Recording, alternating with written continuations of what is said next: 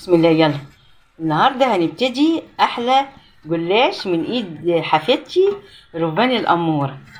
دلوقتي هي بتدهن الصينيه بالسمنه. بنعمل ايه يا روفا؟ بندهن الصينية بالسمنة. شاطره يا حبيبتي. هتخلص دهان الصينيه ماشي، وبعدين بعد كده بقى هتحطي بقى ايه، جوز هند وزبيب، وهتحشيه بقى صوابع. يلا يا روفانتي يا حبيبتي، اعملي بقى صوابع الجلاش الحلو. ماشي حاجة حلوة. ماشي يا روح قلبي. حطيها بقى في الصينية هنا. ماشي نبرمها حلو. هنكمل لف الصينية كلها.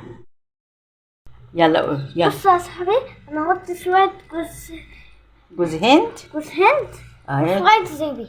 ايوه كده، شاطرة. ونلفها بقى. وبعد كده نلفها. شاطرة يا حبيبتي، شطورة. شاطرة. شاطرة. اعملي ايه يا روبا؟ انا بسأل جلاش بالشربات. ايه؟ جلاش بالشربات. عملنا جلاش بقى وبنسقيه بالشربات، صح؟ شاطرة. بس يبقى طعمها حلو. تسلم ايدك يا حبيبتي.